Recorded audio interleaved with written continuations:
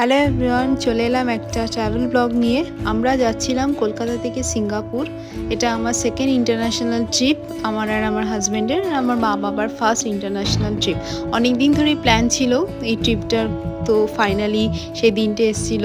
তো তাড়াতাড়ি করে আমরা এয়ারপোর্টে পৌঁছে বোর্ডিং পাস কালেক্ট করে ইমিগ্রেশন ক্লিয়ার করে আমরা কিছু পিকস ক্লিক করেছিলাম। অবভিয়াসলি তো ইন্টারন্যাশনাল ট্রিপে যাচ্ছি, কিছু তো পিকস ক্লিয়ার করতেই হবে। তারপর বোর্ডিং চালু হতেই আমরা তাড়াতাড়ি করে যাচ্ছি ফ্লাইটের দিকে। তো মা খুব এক্সাইটেড ছিল, দেখেই বুঝতে পারছো মা বাবার ফার্স্ট ইন্টারন্যাশনাল ট্রিপ। তো আমার হাজব্যান্ড মজাও করছিল। টাইম তখন রাত প্রায় 1:30, তাও আমাদের এনার্জির কোনো কমতি নেই। আমরা ফুল অন এনার্জি নিয়ে রেডি নতুন কান্ট্রিতে যাওয়ার জন্য।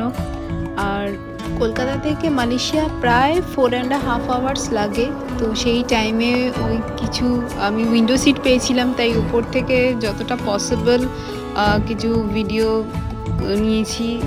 তারপর আমরা মালয়েশিয়ায় গিয়ে 1 আওয়ার লেওভার জাস্ট দেখতেই কেটে গেছিলো। তারপরে এগেন ফ্লাইটে করে আমরা সিঙ্গাপুর পৌঁছাই। সত্যি এতদিনই শুনেছি সবার মুখে, কিন্তু যখন নিজে সিঙ্গাপুর এয়ারপোর্টটা দেখছিলাম, এত সুন্দর সাজানো সব কিছু আর এত ক্লিন, মানে সেটা মুখে বলে বোঝানো মুশকিল। তো আমরা একটু ঘুরে ঠুরে নিয়ে তারপর ইমিগ্রেশন ক্লিয়ারেন্সের দিকে গেলাম। বাট প্রসেস খুবই ইজি, যেহেতু আমরা এসডি কার্ড আগেই সাবমিট করে দিয়েছিলাম, তাই আমাদের ভিসা অলরেডি পেয়ে গেছিলাম। তো জাস্ট আমরা গেলাম, গিয়ে পাসপোর্ট স্ক্যান আর আইডি স্ক্যান করে আমাদের ইমিগ্রেশন ক্লিয়ার হয়ে গেল এবং আমাদের বেল্ট বলে দেওয়া হয়েছিল কোথায় লাগেজ কালেক্ট করতে হবে। তো আমরা সেখানে এসেই দাঁড়িয়েছিলাম আমাদের লাগেজ কালেক্ট করার জন্য। তো ওই জায়গাটাও এত সুন্দর, আমার বাবা তো দেখাচ্ছিল আমাকে যে দেখ এত সুন্দর এয়ারপোর্টটা সাজানো, সত্যি মুগ্ধ হয়ে যাওয়ার মতো। তো আমরা দাঁড়িয়েছিলাম জাস্ট লাগেজের জন্য এবং একটু ঘুরেও দেখছিলাম। তারপরে লাগেজ কালেক্ট করে আমরা বেরিয়ে পড়লাম আমাদের হোটেলের উদ্দেশ্যে। তো আচ্ছা, একটা ইনফরমেশন মিস আউট করে গেছিলাম তোমাদের সাথে শেয়ার করতে।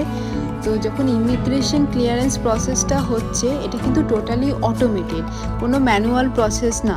তাই কেউ যদি ভেবে থাকো যে আমি পাসপোর্টে স্ট্যাম্প হবে একটা নিউ কান্ট্রিতে যাচ্ছি, সেটা কিন্তু সিঙ্গাপুরের জন্য না, কারণ নিউ রুল চালু হয়েছে।